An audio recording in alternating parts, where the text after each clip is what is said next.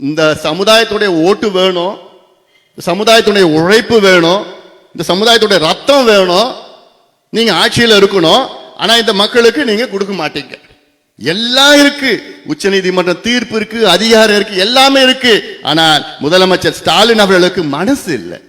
இந்த சமுதாயம் படிக்க கூடாது, அப்படியே குடிக்கு மதுவுக்கு அடிமையா இருக்கணும், வேலைக்கு போக கூடாது, இப்படியே இருக்கணும், கொடியை பிடிக்கணும். முதலமைச்சர் ஸ்டாலின் அவர்களே, இந்த வன்னியர் சமுதாயம் தான் உங்களை உங்க கட்சியே வளர்த்தது. முதல் தேர்தல் சட்டமன்ற தேர்தல் நீங்க போட்டியிட்ட தேர்தல் 1957 போட்டிட்டீங்க.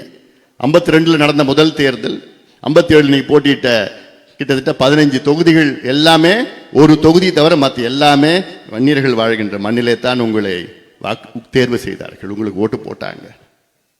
அதே போன்று 1962 50 தொகுதிகளில் வெற்றி பெற்ற 50 தொகுதிகளில் திமுக வெற்றி பெற்றதில் 45 தொகுதியில் வட மாவட்டத்தை சார்ந்தவர். 1967 ஆட்சிக்கு வருகிறார்கள். அந்த தேர்தலில் 138 தொகுதியில் வெற்றி பெறுகிறார்கள். அதில் கிட்டத்தட்ட 90 92 தொகுதிகள் வட மாவட்டத்தை சார்ந்தவர்கள். இந்த மக்கள் தான் உங்களுக்கு ஓட்டு போட்டாங்கயா. உங்களுக்கு இந்த உதயசூரியன் சின்னம் கொடுத்ததே இந்த மண்ணை சார்ந்தவர்கள். கோவிந்தசாமி ஏஜி, இப்ப இருக்கிற ஏஜி சம்பத் அவங்களுடைய தந்தை, அவருக்கே நீங்க துரோகம் பண்ணிட்டீங்க. நம்மளுடைய செஞ்சி ராமச்சந்திரன்ல இருந்து கிருஷ்ணமூர்த்தி, நெல்லிக்கும்பு கிருஷ்ணமூர்த்தி எல்லாம் அடுக்கிக்கிட்டே போல எவ்வளோ மக்களுக்கு நீங்க துரோகம் செய்தீர்கள். நான் கேட்கறது இந்த பிள்ளைகளுக்கு படிப்பு கூடியா, வேலையே கூடியா தானே? என்னையா நாங்க கேட்கிறோம், என்னையா கேட்கிறோம்? அதுக்கு தானே உங்களுக்கு ஓட்டு போட்டாங்க. இப்ப கூட என்ன, உங்ககிட்ட இன்னைக்கு திமுக 127 சட்டமன்ற உறுப்பினர்கள் இருக்கின்றார்கள். அதுல அதிகமான சட்டமன்ற உறுப்பினர்கள் எந்த சமுதாயத்தில் இருக்கின்றார்கள்? வன்னியர்கள். 127 சட்டமன்ற உறுப்பினர்கள் 23 பேர் வன்னிய சமுதாயத்தை சார்ந்தவர்கள், 21 பேர் பட்டியலினத்தை சார்ந்தவர்கள்.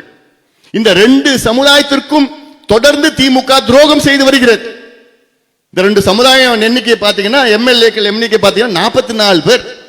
127 பேர் திமுகவில், 44 பேர் வன்னியர்களும் பட்டியலின மக்களும், 2 சமுதாயத்தை சார்ந்தவர்கள். ஆனா இந்த 2 சமுதாயத்தை பட்ட நாமம் போட்ட திமுகவை வீட்டுக்கு அனுப்புகின்ற காலம் நேரம் வந்துவிட்டது.